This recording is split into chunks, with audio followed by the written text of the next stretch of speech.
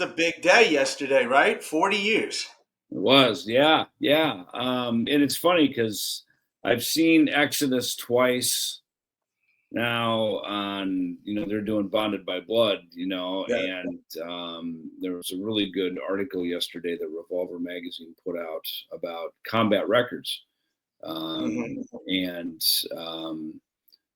just kind of, I don't know, the top 10 albums or something, thrash records, right, of from the album, and just, kind of what, I don't know, there's 10 or 8 or 10 records, I think. So just a lot that, started from that whole period, right, between, Yeah. and really, I mean, let's face it, Combat is the house that Megadeth built for the most part, Yeah, definitely. OG. With Killing Is My Business. But yeah, the fact that Killing and Bonded by Blood are basically, they're both doing, a 40th anniversary right now, so Yeah. cool. Yeah. So going back, right? Do you remember like the first session Of recording? Yes.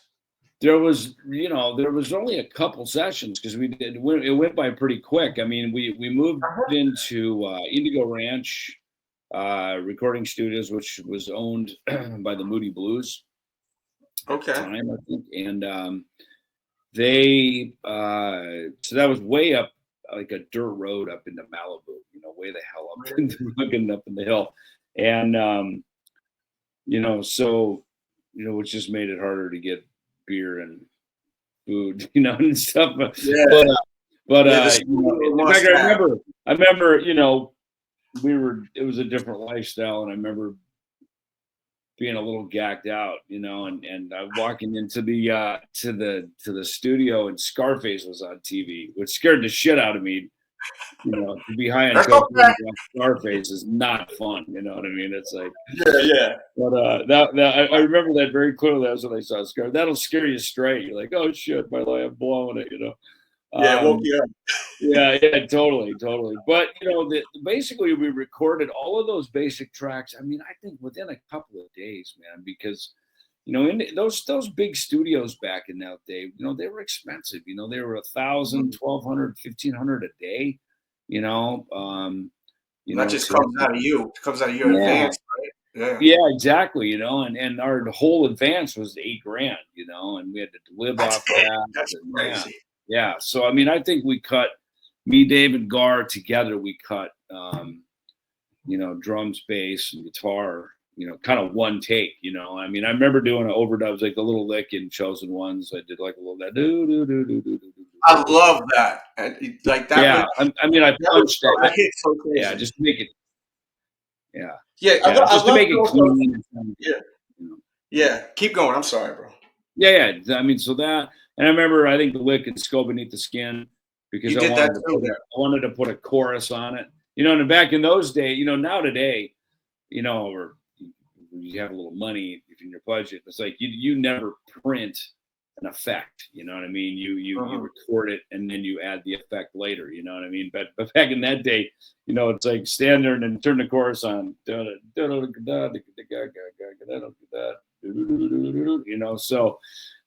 you wanted those licks to be clean, and that's not uncommon in making records. But and then of course the intro, Last Rites. I remember, Dave was playing it on the piano. They had a grand piano there, so he sat down at the piano and played it, and I was standing there looking right over his shoulder. So as he was playing it, because we didn't play it to a click, and then I came in with the right. Man, that album, as I said when we did our first interview, when we were on that tour bus, that album, that was my first metal album ever. Like, that was the introduction to metal, because I had someone older than me. Like, he was like 6 years older than me. I thought he was cool as shit. He was playing the guitar. So, like, that was literally the first cassette I ever owned. I play it all the time, man. And that intro was so different than other stuff that we heard, like, like with the piano and everything. I mean, that era, that was... when we were starting the band, so, we lived on Sycamore Avenue, and that whole area right there was all like the students from MI, from Musicians Institute, right? So we we had a friend, Yngwie was new in town. Mike Varney brought him over, so he was in Ron Keel's band Steeler. Loudness had just played their debut show at the Country Club, debut in America. And of course, Akira Takasaki was, amazing. So, I mean, this was the era of great guitar players.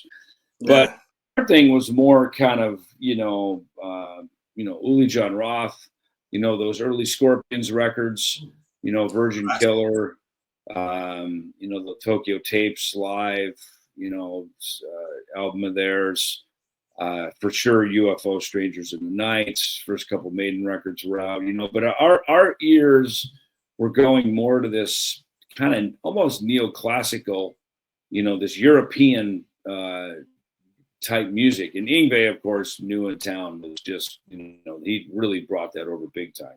He was like the younger. He was like, if Uli John Roth had a kid, it would be Yngwie. You know what I mean? So he was a beast. He was definitely a beast. Yeah. So he, go ahead. I'm sorry. Yeah, he just brought, that whole thing. So so when I go to Last Rites, to go into this classical mindset that was big in I think the thrash genre. Look, the Occult was big. Ronnie James Dio and Black Sabbath, of course, made that legal, to go down those roads, and Venom, of course, and then also the neoclassical thing, so those are really, I think, two big influences into probably Killing and P-Cells, quite honestly. 100%. I mean, that album also aged very well to me. To me personally, I think that album aged really well. When you went into those breakdowns and bass breakdowns, going back to what we were talking about before, how did that come into play? You were just like, basically, we need to just have a breakdown real quick just to come back in, Yeah, I mean, it was interesting as we were writing this stuff because Dave, was the main composer, so to speak, right? But a lot of those things, especially when Gar got in the band, once Gar, Dijon, our first drummer, was very creative. He was really into Cozy Powell and Ian Pace, so that was a big thing. And again, he wrote the Black Friday lyrics. That was really his concept. I mean, Dave finished it up in a way that made it singable, but I mean, the concept and the real beginning of those lyrics, because Dijon had that whole thing written out. So, he was big into that. And then I think once Gar got in the band in 1984, he got in the band. So we played our second round of shows in April of '84, and then Gar was in the band probably by May, May, something like that, May or June at the latest. We played a few shows. It was a 3-piece. We played like the Waters and Waters Club in San Pedro. We went back up to San Francisco. Did a round. I remember Death Angel opened for us, and that was, I think, like November 24th or something like that. And then right after that, we came home and went in the studio in December of '84 and started cutting records. So Chris Poland, I don't know if he played any show. I don't think he played any shows with us yet. So he basically came in, and this, ironically, this would kind of become a template. We basically, me, Dave, and whatever drummer would sort of be, writing and recording and putting the records, the songs and the recording. And then, Chris pretty much played solos, and he played some rhythm stuff. You can really hear his rhythm guitar stuff, like on Rattlehead. Chris has got perfect time. I mean, his meter is just fucking perfect, So incredible. In a lot of ways, he cleaned up our sound a little bit. He made, what was kind of, not to a click track, pretty rowdy, pretty off to the races tempos. Chris had a way of kind of reining it in a little bit, really putting a nice, meticulous musical point on stuff. That rap, what was interesting with the songwriting in it, it's like at one point Dave's like, he's like, throw your fucking hands in the air, and like it sounds like it's like something like you would hear like on a party record, which was always interesting because if you think about it, it's kind of like Rattlehead, you mean? Yeah, like Rattlehead. Yeah. A Rattlehead. It was so funny. I was opening this up. I thought I didn't know it was a beer, and then I went to the gym today at the hotel, and it was water. So I'm like, okay, I guess I can drink it. I didn't know what the hell it was, but Rattlehead. It's funny. So as it went, the first the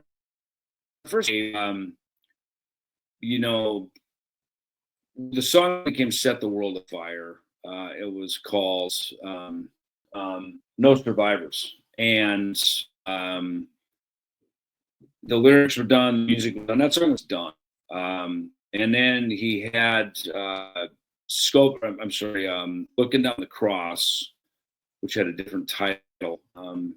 "Speak No Evil," I think was what the title was. Oh, really? That's what it was originally supposed to be called?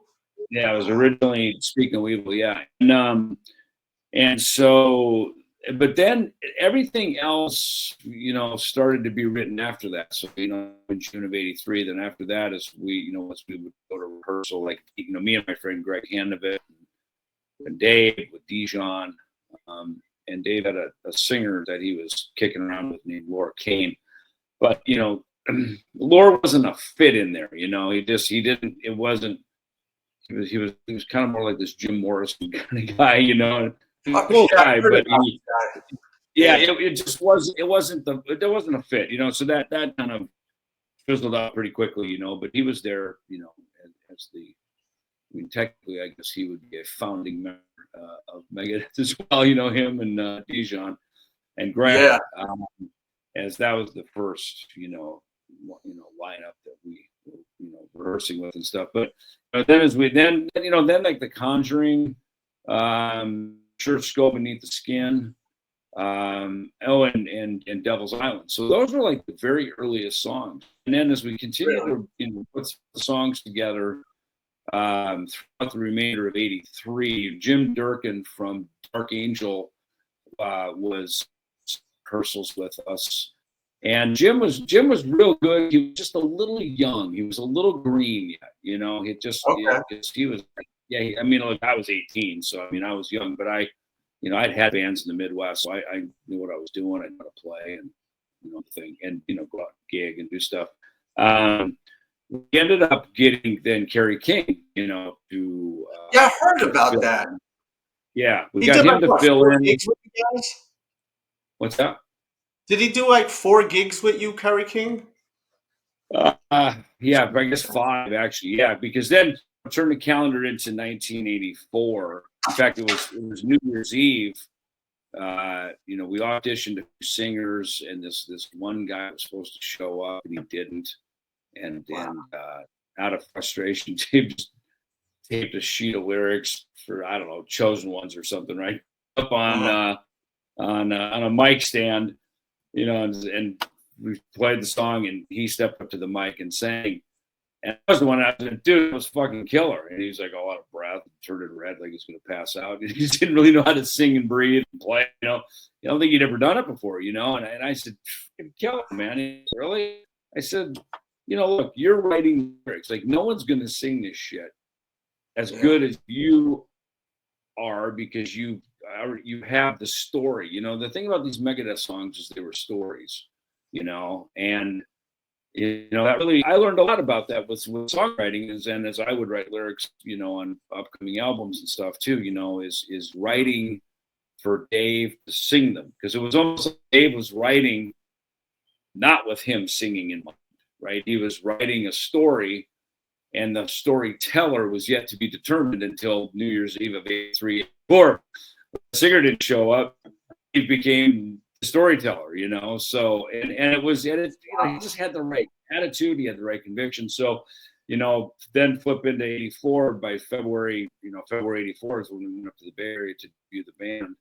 And Kerry had just been up there with Slayer, like just a couple of months before that. So he'd been there with Slayer. The Exodus guys, of course, they were the gatekeepers. They were the ones that welcomed us all, to the Bay Area, and so they were really great with that. And of course they knew Dave from his Metallica days, for that. So Dave had a lot of friends there and supporters, we're excited to see what his new post-Metallica band is going to be like. So Kerry filled in on guitar.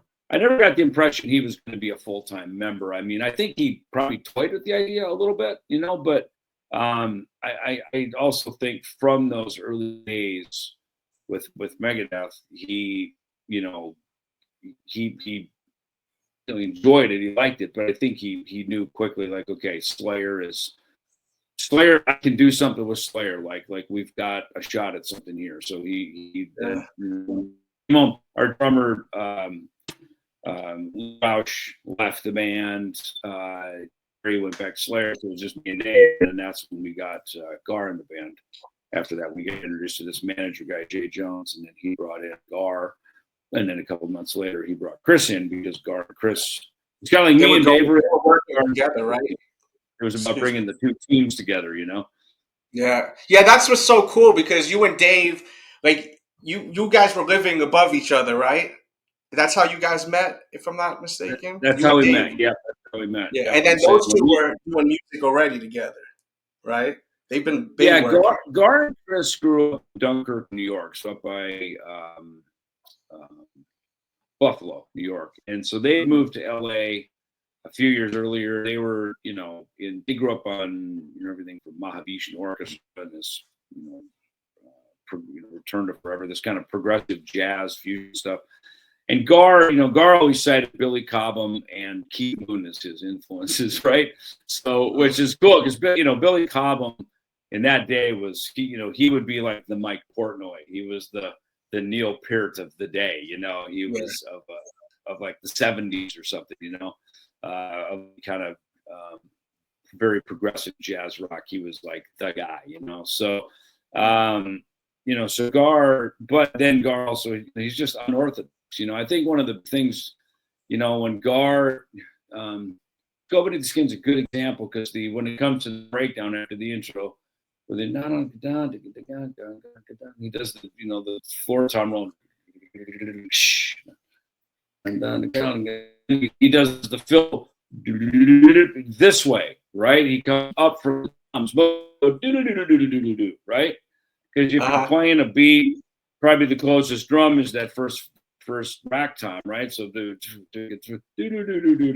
right? That's how most people kind of music went from a higher pitch to a lower pitch, like right? So, but Gar, he would come from down below, down. Nobody did that. I mean, that was just so groundbreaking, and even like Mechanics. When we played Mechanics, he plays a shuffle. It's like Hot for Teacher shuffle, right? So Hot for Teacher. Whereas, obviously I like the Metallica version from No Life to Leather, as well as, of course, Four Horsemen, where Lars, plays the, plays the riff basically on the drums. Yeah, definitely.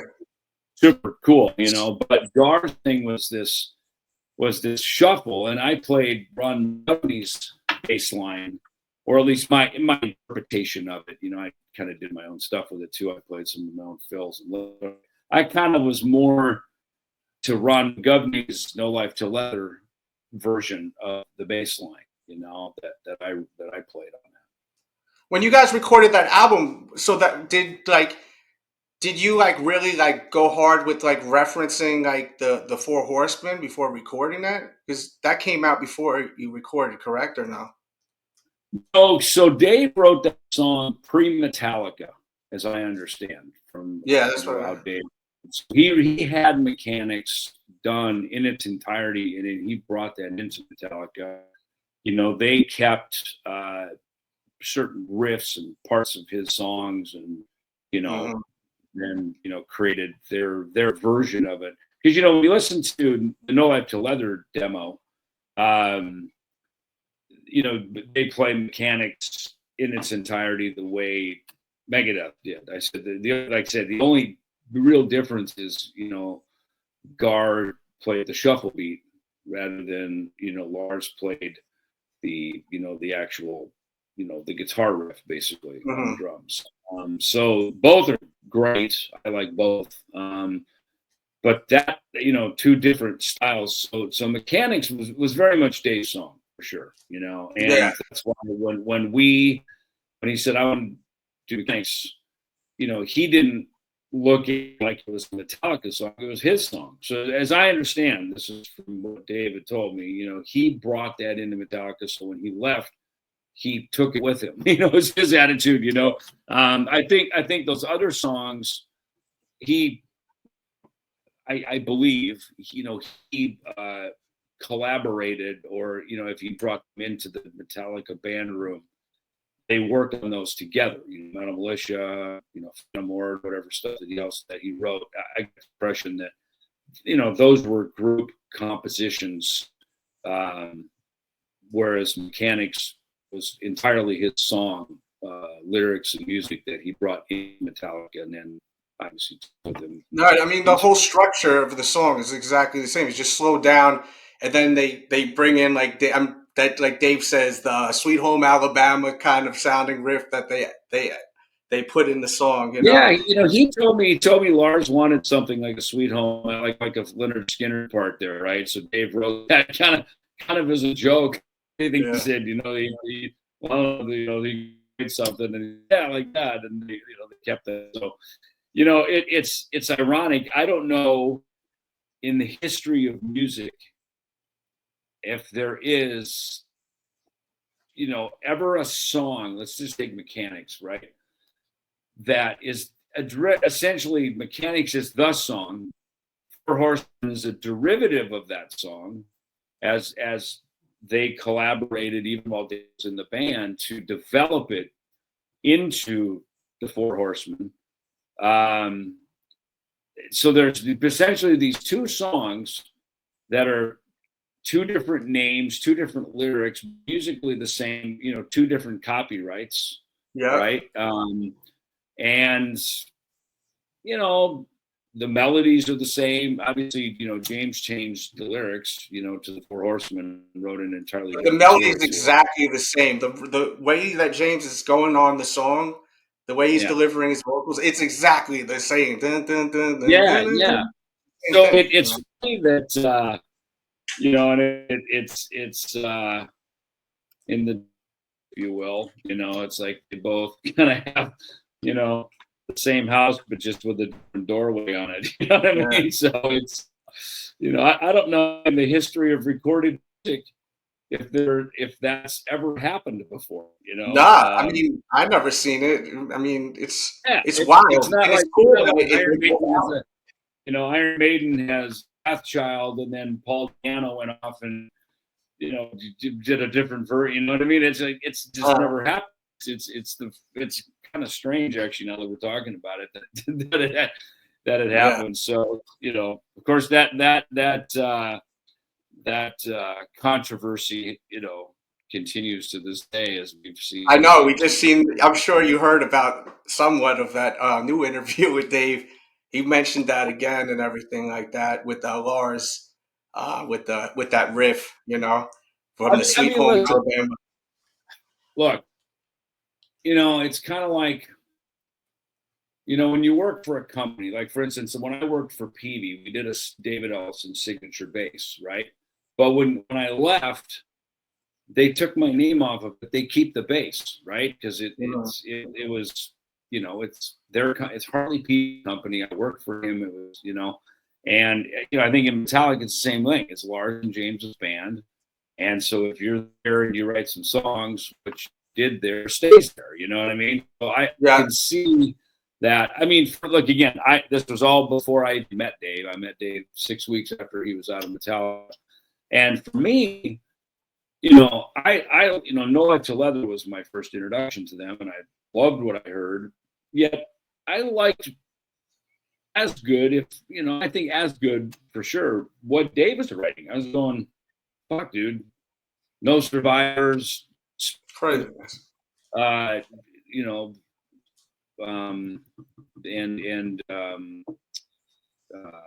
Devil's Island, I think, had a working title of Don't Get Mad, Get Even, or something that. That's right. So, you know what I mean? So it's like when I heard him, you know, we're sitting there in the apartment and I know songs, I'm going, what are you complaining about? It's like, these songs are great. Like these are even better than what you were doing in Metallica. And it's like, it just went to the next level, you know? And I just, me, again, Forest from the Trees, it wasn't my, you know, argument to have with that, but I just looked at it and went, man, the fact that this band, you know, kicked you out, okay, bummer, but you know, they used your songs, they put your name on the credit, and you got paid. It's like, fuck, that's like a triple win, man. You know what I mean? So, you know, 100%. Yeah. So, you know, but look, when members got kind of Megadeth, no one was ever, their songs weren't used and credited, paid. You know what I mean? It's like, you know, I mean, the song "Soldier On" the last Megadeth record, I brought the lyric and the melody in for that, and then me and Dave were working on that together. He changed the title of it to "Soldier On," and then he kicked me out. He just took my words off and kept the whole song to himself and took all the credit. He didn't pay me or put my fucking name on it. So, I mean, as far as I'm concerned, Lars and James were pretty generous to him. You know? So, you'll take that ticket, right? Yeah. So I look at that. I'm just like, yeah, that didn't happen to any of us in the Megadeth. So, like, you know. So anyway, but you know, whatever. It's all part of the folklore and the legend of Megadeth and Metallica, I guess. Yeah, and it's gonna last forever, right? Till the wheels fall off, which will never happen. It is. Those wheels will never fall off. Yeah, exactly. So yeah, most people. Yeah. So again, most people, you know, maybe get a severance. I look at it like that. It was a severance package. You know, they you know, Metallica didn't have any money. They were broke. You know, they'd signed. Yeah. You know, they signed the deal. They made their record. Who knows if they'd make any money at all? The fact that it blew up like it did is just incredible. But yeah, it's you know, it's the feud of our genre. You know, Battle of the Bands.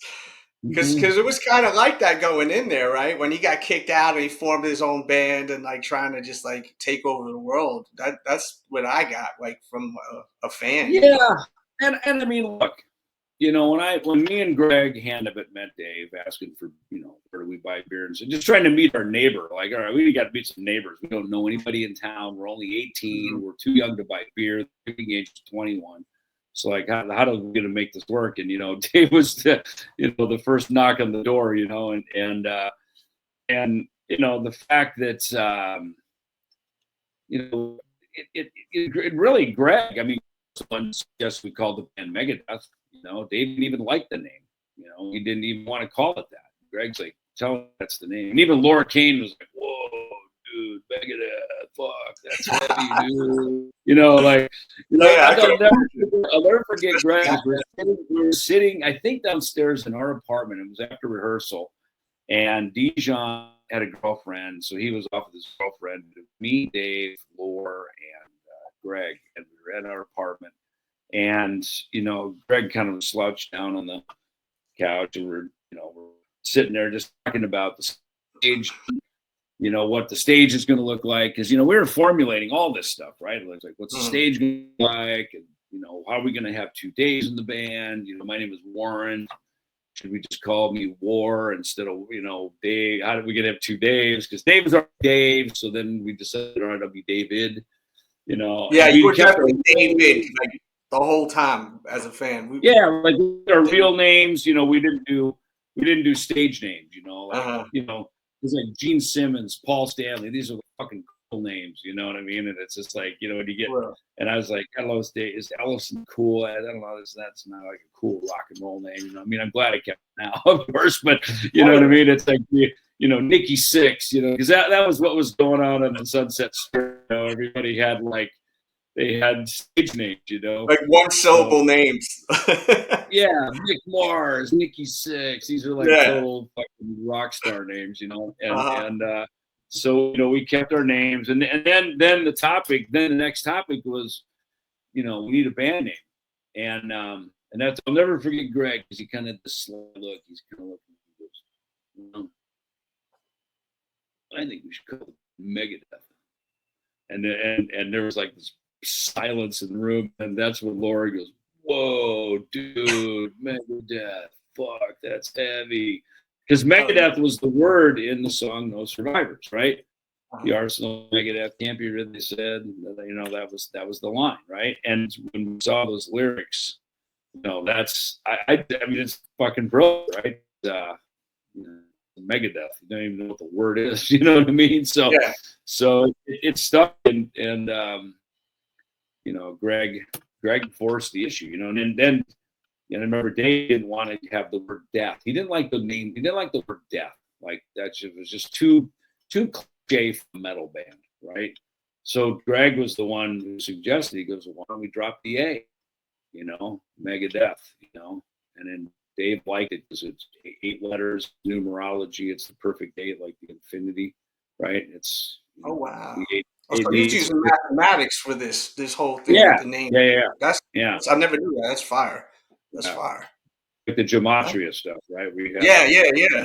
Yeah, how many? What I never knew that. Yeah. So there was a lot of thought into it. I mean, it didn't just, you know, we were not a band that just jammed and smoked. Nah, you guys were very intricate with everything. Like, you know, it was really cool. What about the artwork? Because I remember, weren't you guys really unhappy with that artwork, or was there back? Yeah, what was the deal? Yeah. Well, and I've learned now too from my friend Mike Schnapp, who did radio promotion for Combat Records. I've just befriended him again. We've stayed in touch and stuff, but he's working on movies, working on a book and stuff. So I was just with him in New Jersey for the Nick Menza film premiere, and he just told me the other day there were 2 masters, like you know, when you went in and mastered, you know, we would take the demo. So we did those couple of days up in Indigo Ranch. Then we moved down to a studio called Crystal Sound Labs down in Santa Monica and Gower, where we finished the rest of the recording, the solos. Chris did his solos and stuff there, and the rest of the singing, and then mixed. And then we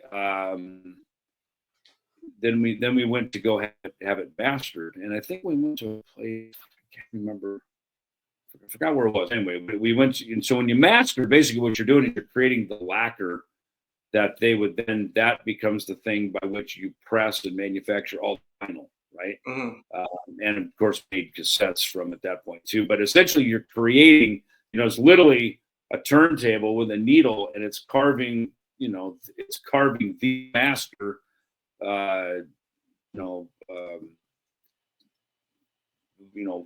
template that you're going to then create over and over, right?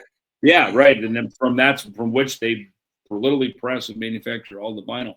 And so I remember, you know, me and Dave going there. Chris may have been there with us as well, because Chris was an audiophile. He liked to be into the mixing, and he wanted to be there as, you know, for as much of it as he could too. And so there's one master. So when you master, you have to have your songs in order, because they basically that's where they cut. The mastering engineer also trims the fades and stop the song to the start of the new song, right? And there's a formula that they had for, like, you know, you put 3 seconds in between songs. And I will say this: the mastering guys loved our records because they only had 8 songs on them. It was only, like, I think 20, 32 minutes of material, right? So if it was 4 songs on side A, 4 songs on side B, you know, because what the mastering guy says, less songs means the grooves are wider, which means more bottom end. Oh, there you go. Win for me, of course. But so then we did that, and then when we sent that off to Combat, Steve Sinclair, who was kind of the man, our guy at the label, went in and created his own master and changed the order. And I literally just learned this like a couple weeks ago, and then I got to thinking about it, and I'm going, you know what, because it's funny, like in Kings of Trash, we're learning the record top to bottom, and in my mind, I always felt like there was a different order to the record, and the guys would be like, no, this is what it is. I'm like, that can't be right. because I never, I don't sit around and listen to Killing Is My Business, right? I Yeah, just don't. you don't listen to your own work. A lot of people. Yeah, and obviously it was 4 years ago we made it, right? So and so when Mike told me that, I'm like, I knew it. I fucking knew it, because I knew there's no way we would have, as a band, put the songs in that order. So isn't that funny that there's literally these two masters, and who knows? Like, he called it, there was the Dave master and then the Steve Sinclair master, and the Steve is the one that, because he worked at the label, he ran the label, his master won, right? So then you come to the artwork, same thing, right? They send us the finished version. They don't send us like, hey, here's a sample. Yeah, like, any label now would say, email you a PDF. Hey, this is with a sketch of how it's coming along. And you go, and add a little more orange, or can we tweak the tweak the logo? There's none of that. They just fucking send you. So we go. We had a friend that, because we didn't have like a mailbox, we didn't have a permanent address because we were pretty much homeless, just living with people, right? So I remember going over to her house, Sharon, and they shipped it to her. And so we go to her. I think they sent it to her or our post office, but I thought they sent it to her, and there it is. We're like, holy shit, that's not at all what we wanted. They changed the logo. So the version you see now on the Final Kill, and even the one that we reissued back in 2002, that remix, that is obviously, it's got the current logo, but it's the skull and crossbones. That was what it was supposed to look like. It was essentially, that was the description of the skull beneath the skin, and it was also the "Be no evil, speak no evil," which is on the cross. So that was the whole description of it. Now, if you really want to see the original artwork, look on the Megadeth Anthology Greatest Hits album cover. Dave has a white shirt on. That's one of our shows. I think that was from Palo Alto. It was our first round of shows we did up there with Kerry King in February of '84. And Dave only had his one guitar, his BC Rich, the Rich Bitch, right? He had from Metallica. He had that one guitar and he broke a string, so he had to borrow. So Kerry had two. He had the red Mockingbird, and he also had I think he had a Warlock, a black Warlock. So Dave, Kerry must have been playing the Warlock, so Dave quickly grabbed Kerry's red Mockingbird. And so that picture on the front of Anthology is Dave with Kerry's Mockingbird. And that T-shirt, that is the original artwork that we sent them, right? That was really the Megadeth logo. It's kind of, sort of, how the sort of the logo spread out, and then those sickles that come down, and then the skull and crossbones, the sort of the origin story of what became Vic Rattlhead. So that's it. That's the original artwork on that T-shirt, and that would have been from 1984. That's a trip, man. Yeah, I gotta say, I'm still blown away by what you told me about the labels doing the switcherooski last minute, and rearranging the order. That's just what labels do. Right? The A&Rs. They did whatever the hell they wanted. Man. It's I remember at the Ritz. I think it was Slayer, Megadeth, and the Bad Brains. And we played at the Ritz in New York, and Steve Sinclair was in the audience, and Dave, he was a little hammered, and he was fucking going off, yelling. And Steve was sitting like right in front of him, and going off, bitching about Combat when Combat was in the audience, Yeah. They put in this brand new $20,000 video screen, and they lowered the screen like, okay, you guys are done, right? And I remember Dave took his guitar and smashed it through the screen. And wow. Our agent Andy Summers somehow got us out of having to pay for that, because that would have been expensive. Yeah, that would have been pricey. Yeah, more money than we had. Early days, you didn't have the bread back then, right? Like that would have hurt a little bit. Yeah, because you guys were wild when you were younger, though, man. You guys were wild. It was a real. We were the Sex Pistols, man. I mean, it was full on with like just. Anyone could have died, or anything could have happened at any time, full on fights, and it's like, that's what it was. Dave had to be a front man, though. He was born to be a front man. There's He no way. was, and he was, and again, Gary Holt talked about that. I remember seeing that somewhere where he said when they would go see Metallica, they would mostly go just to see Dave because he'd rave at bands and talk. He talked in between the songs, So he was like, James was the singer, but Dave was kind of the front man. You know what I mean? So it was an interesting dynamic, but obviously that wasn't meant to last, So yeah, I agree. It's and I think yet, there were times where Dave probably would have loved to have just been the guitar player. It would have been a lot more fun, a lot easier to just be the lead guitar player, not have to sing all the time. Because when you're singing, you're tied to the mic. You've got to do all of that, So, but yeah, no, you're right. His personality was definitely. I knew that as soon as I met him. It's like, okay, this guy's like a David Lee Roth, like a metal version of David Lee Roth. Like he's just meant to be the front man, for sure. The like it was almost like wrestling promos at times during between songs when you guys first would start. Like some of the shit he would talk, it was incredible, Yeah. We had a few drinks. It was an interesting night. Man. So, yeah. Well, yeah, I'm glad that you came through, man. Because as I said, it's a special album. It's a historic album, one of the best and a very important album when it comes down to thrash metal history. I'm happy that you came through, man. And what's going on right now? You probably I know like last year or the year before when I spoke to you, you had like a ton of projects.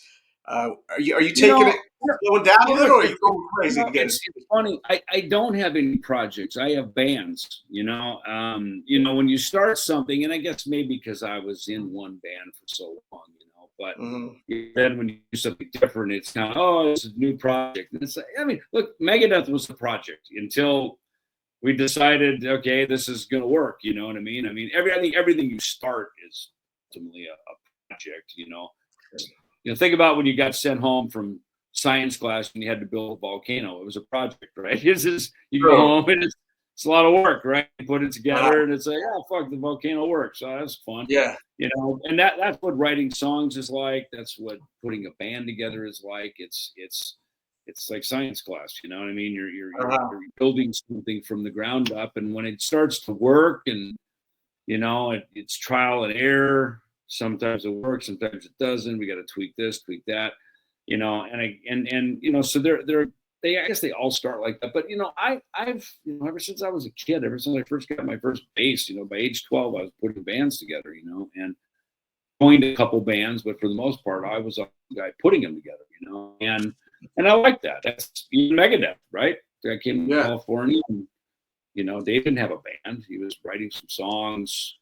He needed some soldiers at the very least, which, and again, Greg, my friend Greg really, and I gave him the kudos and the credit because he was such a big part of kind of the, carving a path. He's a true metalhead at heart. He really he saw a vision for Dave's songs that he was writing. And that's pretty cool because Dave was not very receptive to people having any other ideas than him. You know what I mean? So, for Dave to even be at all receptive to that, and Greg was pretty forceful. He had a way of, a conviction about him. And so it was good. It was a good thing, obviously. So it was short lived. It wasn't going to last. But back to your question, right now I'm in Gdynia, Poland. I'm looking out over the Baltic Sea right here with Russia right over there, and Denmark and Sweden to the north. And I'm just literally here. We did rehearsals with Dieth. We're playing a festival tomorrow, a couple hours south of here, and then after that, a couple weeks, and then we'll be up with the Farewell, Black Sabbath, Ozzy Osbourne show up in Birmingham. Incredible. Yeah, and then we have another show in Toronto August 1st, and then after that, Chris Poland and I are I'm going to do a bass story event. I've done a bass story now in about 5-6 years. We're going to do a one-off bass story show that I'm going to have Chris Poland be a part of, and then he and I are appearing at Terrificon, which is a Comic-Con event at Mohegan Sun in Connecticut. So, man, You got a bunch going on. Yeah. Then Kings of Thrash will be September and October, and then I'm doing the Alice Cooper, Rob Halford Rock and Roll Fantasy Camp in Phoenix in November. So yeah, the years, it's got fun stuff going on. So what's going on with man? I'm sorry, I'm having like a brain freeze. My guy from Sponge. You guys have a the Lucid. Yeah. Yes, thank you, the Lucid. Yeah, it's there's always an album in the works with that. We became we wanted to do shows. In fact, we had shows booked on the calendar, and then our guitar player Drew Mortier, he had a cancer scare. Fortunately, he was able to have surgery, and it was good. It was benign. It wasn't. So fortunately, dodged a bullet with that. But then that pulled it off the books, and so we kind of just became like a really famous internet band. You know what I mean? Yeah. We put the records out. I think the material is fantastic. It's fun. It is. Like everything that I do is, I was thinking about it today, even with Diet, because like, we're actually rehearsing a couple of Entomb songs, and it's funny, Entomb was kind of like Megadeth for death metal. The music's complex. It's got a lot of intricacy to it. They had that kind of same following too. Coming out of Sweden, of course, they're very popular around here. And our drummer Mihals, from Decapitated, and Hubert, our guitar player. So I mean, these guys are the real death metal scene, the way I was in thrash. So it's interesting for me, being a little bit older, to learn how they wrote, how they played. So that's an interesting thing. So it's interesting, that scratches an itch. Obviously, Kings of Thrash, we go out, we play Killing Is My Business, like in its entirety, like no problem. And you guys are doing more now, aren't you? We are. Yep. Yeah, and we're gonna. It's funny when we did our tour in the UK and Europe back in October, November. November 1st was the anniversary of Euthanasia. So I said, look, let's dig a couple tunes out, throw a little nod to that. So we're going to continue that, and then we're going to definitely go back and. We have the whole "Killing Is My Business" record in our set list because we played that. Yeah, it's incredible. If you guys haven't seen this and they're in your city, you got to go. It's so much effing fun. First of all, too, like just hearing these old songs with like 2025, like the sound of 2025, the equipment. It's just so much power. Sounds really good. Yeah, no, thank you. Yeah, Kings is a great lineup, man. Fred on drums and Chaz. Chaz, you couldn't find a better singer and frontman for that. He just fundamentally, naturally gets the charisma and persona of Dave. He's a really cool, nice guy too, which makes. Oh yeah, I've been talking with him. Yeah, he's really cool.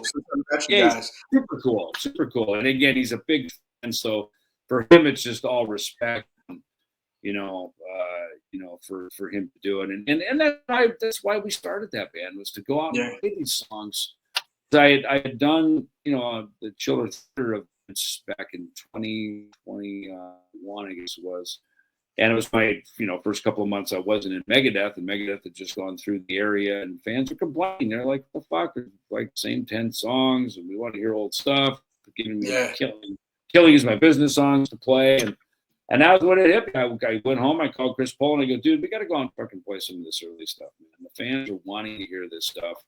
It's just not how, the current version of Megadeth is, and it's, it's just, you know what I mean?" So I said, "Look, we go out and play this shit. It'd be fun, and we don't, we're not trying to go play stadiums. It's like, just go and play it. These songs were written and played in 500-seat clubs. It sound good there, so." Mm-hmm. There were pits in there. It was fun. It was like like taking it back to the roots. When it was, it was sick. I have to say something too, because I ran into Violent J from ICP, and he's like, "I need to do more metal." He said, "When you talk to or see David next, I want to start a band with him. Tell him to call me, email me." He was. He was like, because I interviewed him, and I mentioned about when I seen him maybe like 2 weeks after I interviewed you on the tour bus. And he was like, "Bro, it's a dream of mine to be in a band." He's like, "A dream." No, he's cool, man. You know, Yeah, Drew. Well, actually, it was Vinny, because they're both Michigan guys. So Vinny was in Michigan. Vin Dombrowski from Sponge and the right. So that's how it happened. So they're buddies, and and you know, with the Lucid, that is that band of just weird, odd fits of people that you wouldn't think would fit together, and yet they do. I mean, you know, you get the Bang Tango guitar player with the Lucid singer, the Fear Factory drummer, and the bass from Megadeth. It's like, the fuck is that going to sound like? And it doesn't sound like any of those bands, you know? That, I think, is probably the coolest thing about that group, is we really found our own sound, you know? And then you add, you know, Violent J in there for a couple of yeah. spots. That was the You know, one with that. It was almost like a sample you guys did. I mean, you replayed it. I don't mean to interrupt you, pardon me, but didn't you guys do like the Faith No More kind of vibe? Yeah. Tell you what, that Yeah, was fun, man. Because, you know, Mike Hell Keller, yeah. our drummer, is a fantastic producer, and Yeah. you know, so, you know, working with him is great. He's a killer drummer, and so, you know, to play, to really, I mean, I love Billy Gould's bass part, man. He is such a great bass player. The Faith No More, especially that one record that was really popular, that had that song on it in particular. You know, that was a real, that record turned some heads and really made an impact. You know, Faith No More was for the right band at the right time in the musical landscape, you know, because Jim had this metal sound to his guitar playing. Billy was this funk kind of thing, because funk metal was kind of a deal there for a minute, you know. And then Mike Patton, of course, you know, was just such a great, great singer and stuff. So they were kind of a cool band of misfits, you know what I mean? And yet they too, when they all came together, they had this really captivating sound, you know, and you know, so it was fun to record that, because I really wanted to play it exactly like Billy did, you know, as best I could. I'm such definitely. bass playing, you know, I love it. It's got such a groove and bounce to it, you know, and it's heavy. Him and Mike Borden, man, what a rhythm section, you know. Yeah. Let me see. What was I going to ask you? So you were mentioning about Ozzy, right? Ozzy's last show is around the corner. Do you have a fond memory you'd like to share with the people before we go, just to celebrate Ozzy's career? You know, when we did the Megadeth Black Sabbath tour in 2014 in South America, you know, me and Ozzy and Billy Morrison, he was down there, Billy was down there as well. And that's when I got to know Billy. And so the three of us would hang out. And, you know, on show days, they invited me over to their camp. And you know, it was fun. You know, it was cool. There was, you know, a lot of conversations about music and, you know, clean living. You know, we're kind of clean living guys. You know what I mean? So it's, you know, Ozzy was, you know, he's sharp, man. He's smart. He's obviously got a lot of experience, and he was just like hanging out with like a cool music guy. You know, that to me was, I think, the thing that I really took away from that. You know, and you know, he was like all of us. You know, no matter how famous you are and all that kind of stuff, it's like you realize that, you know, we're all just musicians, you know, and sometimes when you just hang out with people like that, you sort of demystifies it, you know, and then you realize it's like, man, we're all, you know, like I've said many times, we're all in the same band. You know what I mean? Like we're all just, you know, music buddies, and you know, so it was just cool to. Metallica did that when we did the Big Four. Before we played a note together the night before show in Warsaw, we had a dinner. They set up a dinner with all the bands, no representatives, no managers, no security guards, just the four bands get together, break bread, have dinner, go around the tables, hang out. You know, hey, how's the kids? How's the wife? You know, what kind of car you got in the garage? What you've been up to? Haven't seen you in a few years. You know what I mean? Just have those conversations. And that was, you know, and like I think Lars said, he goes, you know, what happens is usually, you know, you'd start doing shows, you're together on a tour, a bunch of dates, and then finally at the end, you finally take the picture, you come in and you have a few minutes and you go, these guys are so cool. Why didn't they hang out the tour? So I thought that was great wisdom on their part to let's have that conversation first before we even play a note together, and let's be brothers first, and then we'll play the show tomorrow, and so I felt like, Billy Morrison inviting me over there to hang with him, he did that. I felt like there was a brotherhood, and I already knew Geezer, and so so it was great. And then I'd see Geezer and Tony in the hall, and it would be like, hey, what's going on, and so I felt like I got included into their family, and because we were the clean living brothers, you know what I mean? We weren't the troublemakers, you know what I mean? So it's like it was good, you're on the right side of that, so maybe it's a basis thing. The basis people, they tend to stay out of the trouble, It's usually then Billy Morrison, I got, during COVID, I did that also no cover record, and so I hit up Al Jorgensen's camp. I wanted Al to participate.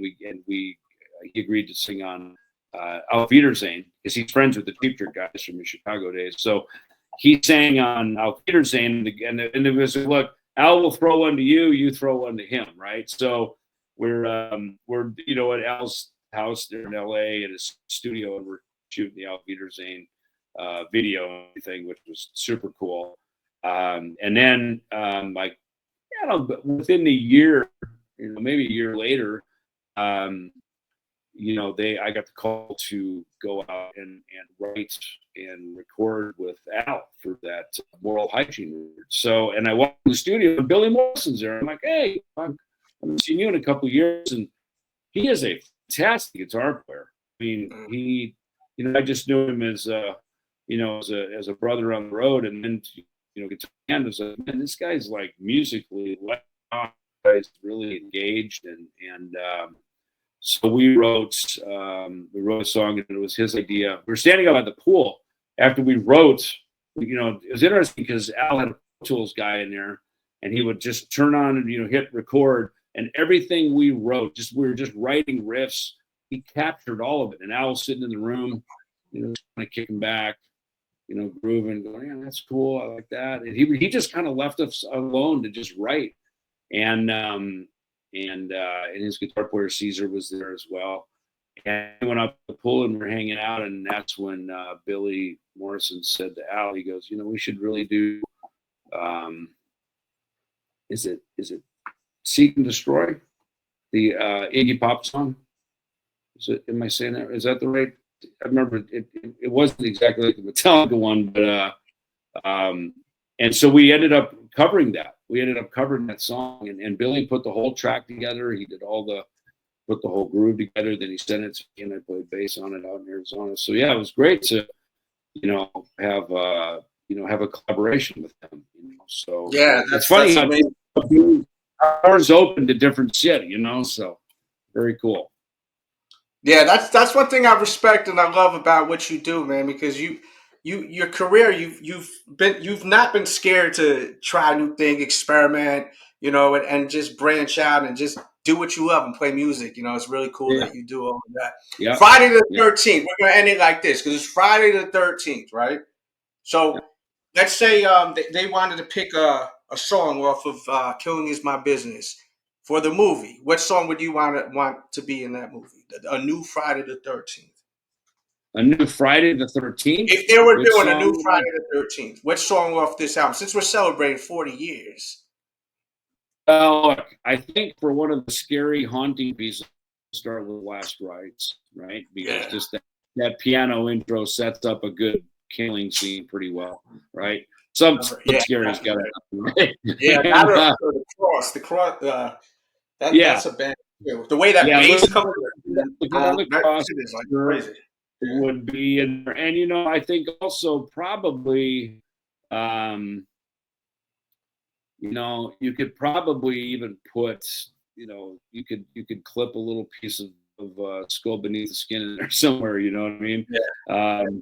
You know, like the beginning. Like the beginning sounds very haunting, like something very bad and dangerous is going to happen next. You know, Oh so yeah, 100%. It yeah, was an eerie effing album. It had some eerie ass. It was eerie as hell. Like looking down the cross was very eerie too. I it thought was. that Yeah, sounds yeah, pretty eerie. yeah. Yeah, Yeah, looking at and it, you know, because a lot of it, look, it's all this. And look, Sabbath kind of started it, right? Black Sabbath. They did these sort of like this diminished. yeah, That's spooky. It's like a Boris Karloff, right? super spooky. That Yeah. yeah, you know, it's this diminished kind of triad thing, and you know, the harmonic minor are some of the Mhm.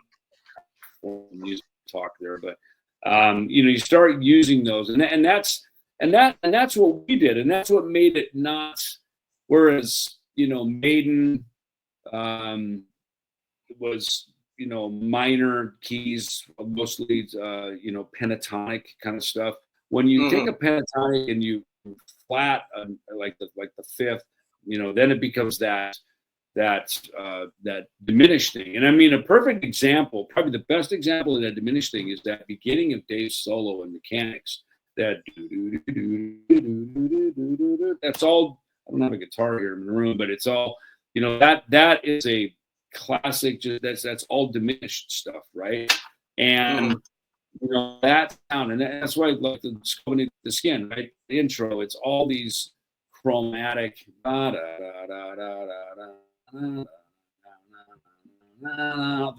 F E Yeah.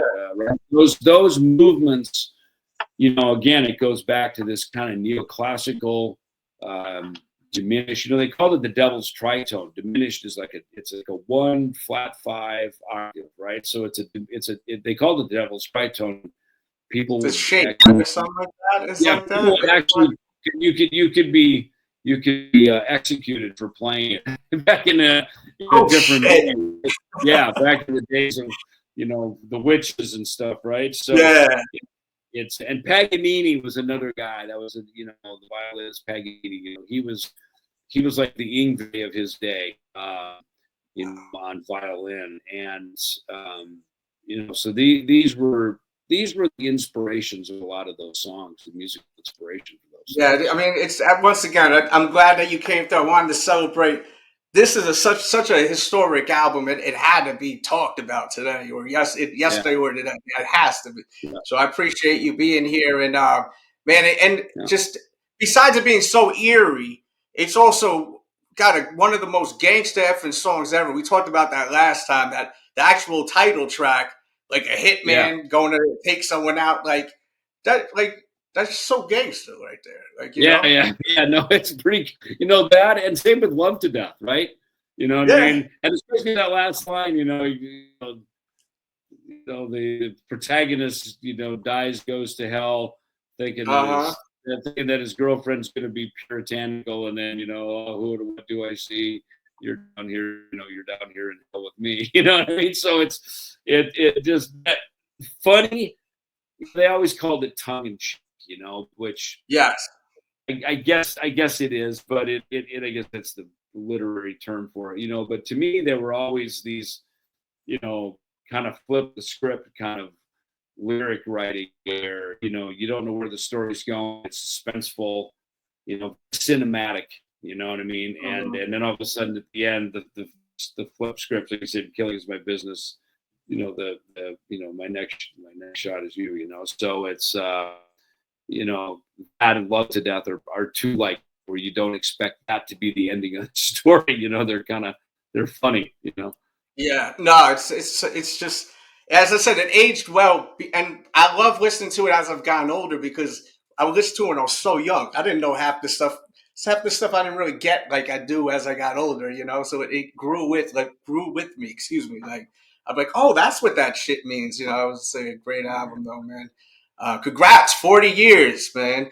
Yeah, We brother, thank you. hopefully we can see you guys together again. I miss the two of you guys together. Yeah, I know. Get Look, that? I miss Dave. I miss Dave too. Look, some of my favorite, some of the best stories of my life begin with that there was a time me and Dave fill in the blank. You know what I Yeah. mean? Because we lived such a interesting life, together was just, with that band. So, we haven't talked in a few years, but, I miss the guy, of course. We had a lot of fun. And look, anytime we've ever had these gaps like this, as soon as we get back together,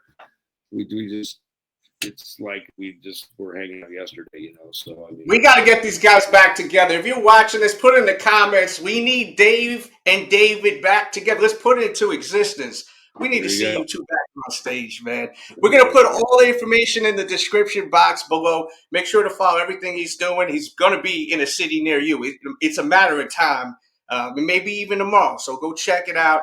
And thank you, as always, bro. Anything else you'd like to say before we go? No, that's it, man. I was just digging on your scary monster behind you there. Yeah, man. So we got him right there. That's Frankie, man. That's Frankie. We named him Frankie right there. And I got some artwork here. These are from Charlie Benante. He did those. Oh yeah, yeah, man. Oh yeah, you seen Metallica? Because I just seen Charlie like a week and a half ago. You caught the Metallica show, the new one, right? The new tour. Were you there? I did. Yep. I saw him in Munich last year, and then it was on my birthday. Ironically, it's funny because Drew is filming a new movie, and he had me do you'll like it. It's a gangster part, right? So I truly had to act because it's not my normal character. It's so fun. It's great with this. Drew brings me into all this stuff, and he's really into. He and his girlfriend Hannah are really, they're big movie buffs, and she's an actress and a director as well. So they've been making a lot of movies and stuff. So you're asking about the Lucid. That's one of the, he's been writing Lucid stuff with Vin, but also making some movies. So I was back in Detroit. My birthday, my 59th birthday back in was that 23? Yeah, 2023. So I went over and they were it was great, man. It was super fun weekend hanging out with those guys. Yeah, I seen on your Instagram. I was like, I think you had a picture with Lars or something. I seen. I was like, yeah, it's fun. We basically hung out and closed the venue down. You know what I mean? So it's he's another guy, just like the old days. It's like when we were young and rowdy, and he'd come to our shows, and we'd all get fucking hammered and hang out in a trash hotel, that stuff. So you know what I mean? It's I mean, we don't do that anymore, but it's fun, And even the other day I saw Gary Holt. I went and saw Exit. I saw him twice. I saw him in Phoenix, and then they were playing a couple of days ago in Frankfurt as I was passing through on my way here to Poland, and so popped in to see. And it's so great. Seeing that show twice, literally in the last month, that show, and it was great to see them. They play so good. Exodus sounds so good. I mean, they've always been a great band, but they were always kind of fun and rowdy, and now they're real tight. The show sounds expensive, is how I put it. Like which means it's audio at its best. It looks great. It sounds good, beautiful. Yeah, it's great, man. So Gary's just, I mean, look, most of it, that didn't kill us, only got us sobered up and cleaned up, and so the Exodus guys are totally on point, and so and that's why, again, Bonded by Blood 40th anniversary, Killing Is My Business 40th anniversary. Again, this is the house that built the House of Combat. Yeah, it's Combat versus Megaforce Records, basically in the beginning. That's what it was. Pretty much. It's funny when I saw that Revolver magazine piece and they went down because that Nuclear Assault, Game Over. I love that record, man. That's so fucking. And honestly, like Kings of Thrash, we just put out that song Lockdown, and that's what I said to Jeff. Excuse me, we got to promote that too. Yeah, I said that because Jeff, we'd written some songs. And, the thing with writing with a singer is to write in their range and something that's them. And Jeff said, he goes, look, why don't we just write stuff around Chaz's voice? I said, yeah, that's a good idea, So I said to Chaz, I said, dude, go write us a couple tunes.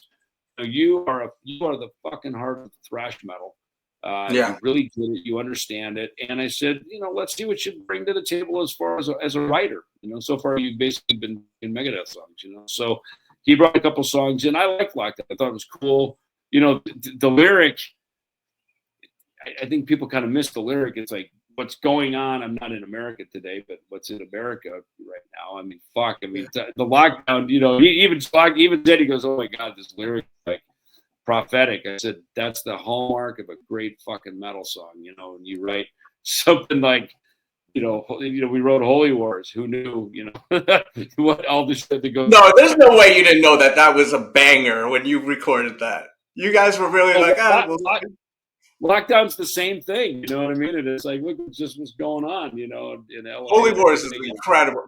Holy Wars is arguably one of the greatest metal songs ever, like ever. Well, and I think the thing of it is, when you write songs like that, the topics are so universal. They're just timeless, because you're writing songs about people and the behavior of people, and while the times may change, people never do. You know what I mean? It's like these things keep coming back around, and I think that's what's so cool about metal, is we write about topics like that can be daunting and scary, but it's just the behavior of human beings, you know what I mean? Yeah. So it's history repeats itself. That's why Holy Wars is still relevant, sadly. It's crazy. I mean, it's relevant right now, for sure. Yeah. I mean, it's crazy. This world is crazy, man. You know that.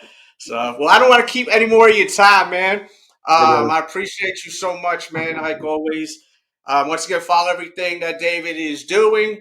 And thank you, brother. We out of here, man.